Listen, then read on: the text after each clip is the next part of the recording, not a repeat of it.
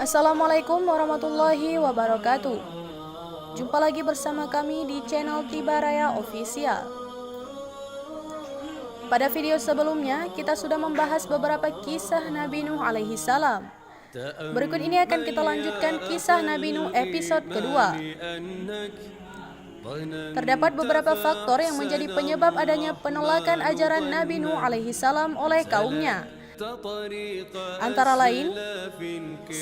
Kekuasaan, 2. Kedudukan, dan 3. Kehormatan. Para pemuka kaum cenderung menjadikan ketiga faktor tersebut di atas sebagai jalan untuk menunjukkan suatu kebesaran atas dirinya dan berlaku sombong.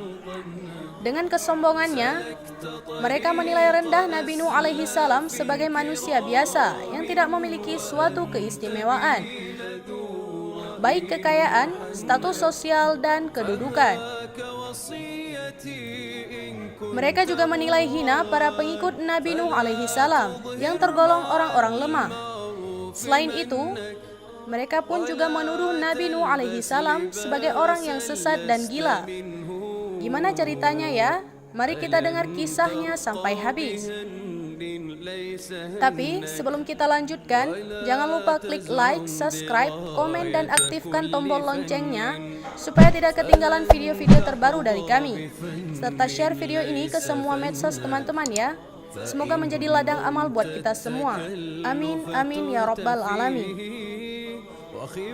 Sesekali beliau memberikan argumentasi guna mematahkan tuduhan-tuduhan tersebut.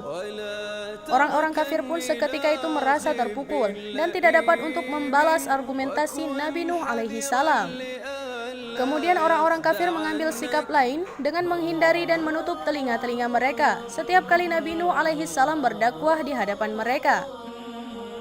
Bahkan di sisi lain, mereka secara terang-terangan menentang azab Allah Subhanahu wa Ta'ala, sebagaimana disebutkan dalam Quran surat Hud ayat 32. Setelah beberapa lama beliau berdakwah kepada kaumnya dengan berbagai usaha, namun hanya sedikit yang mau menerima dakwahnya dan menjadi pengikutnya.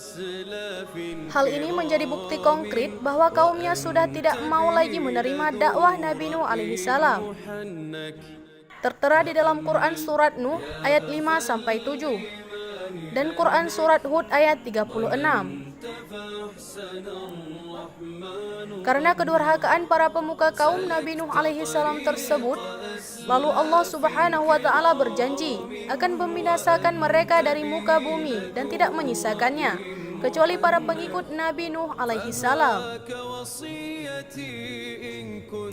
Merasa usahanya tak kunjung membuahkan hasil, Nabi Nuh pun mengadukan kaumnya kepada Allah Subhanahu wa Ta'ala.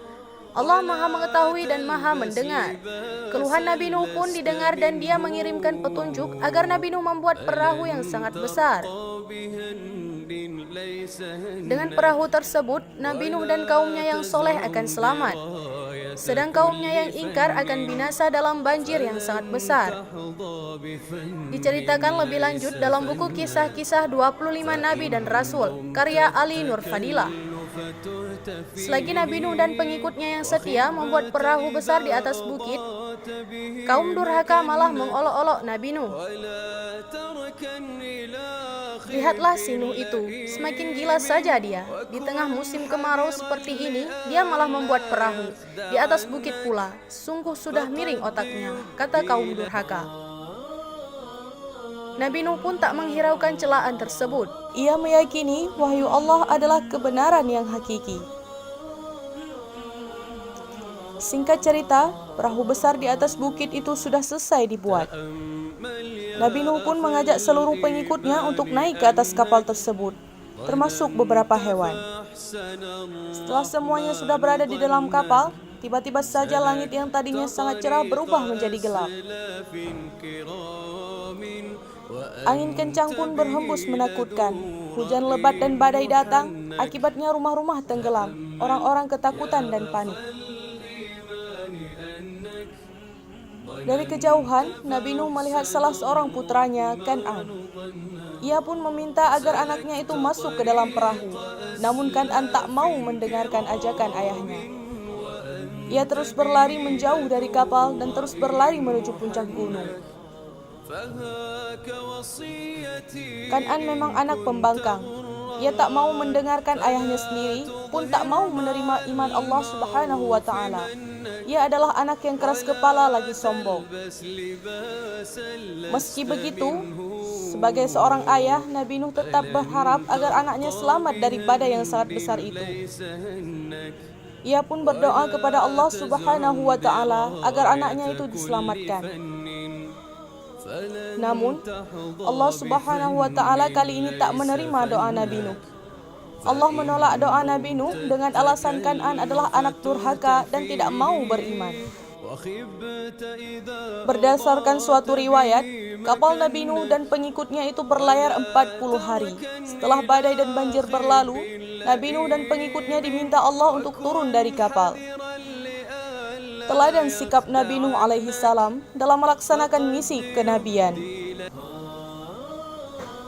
Sebagai orang yang beriman, kita diwajibkan untuk menyembah ataupun memohon segala sesuatu hanya kepada Allah Subhanahu wa Ta'ala, dan dilarang untuk menyembah kepada selain Allah Subhanahu wa Ta'ala.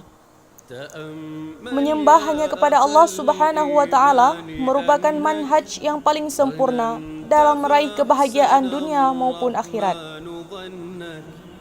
Syirik merupakan bentuk perbuatan dosa besar yang tidak diampuni Allah Subhanahu wa Ta'ala.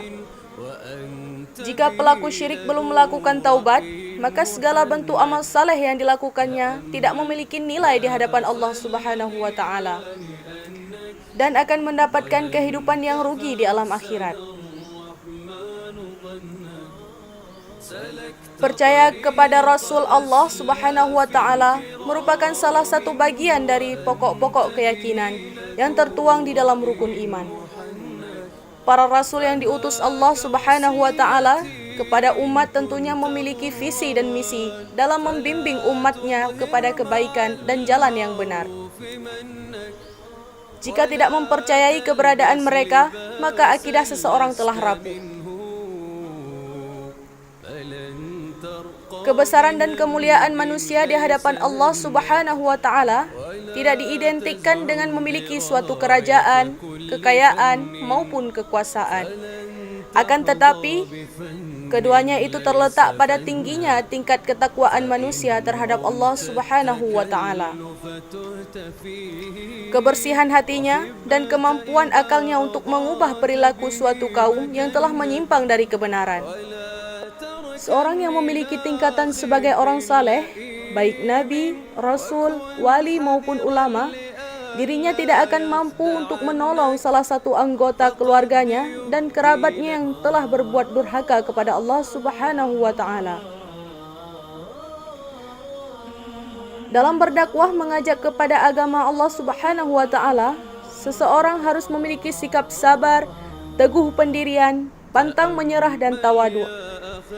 Karena kesemua sikap tersebut menjadi modal utama dalam aktivitas berdakwah. Hal ini yang dipraktikkan oleh Nabi Nuh alaihi salam dalam melaksanakan misi kerasulannya.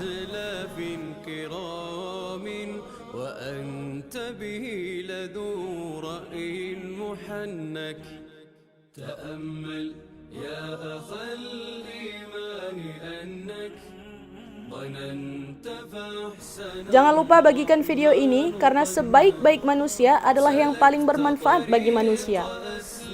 Hadis riwayat Ahmad dan At-Tabarani. Terima kasih sudah nonton sampai habis di channel kami. Sampai jumpa pada video berikutnya. Jangan lupa subscribe ya. Wassalamualaikum warahmatullahi wabarakatuh. ولا تلبس لباسا لست منه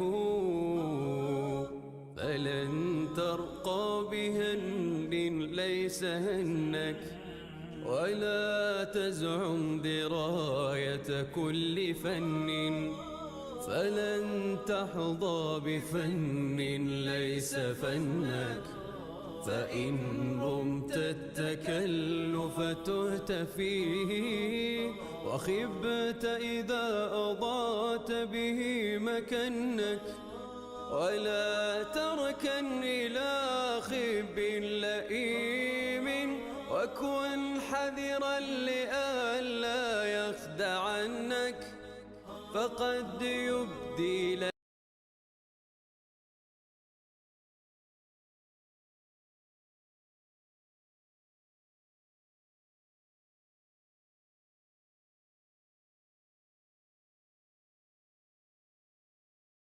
فقد يبدي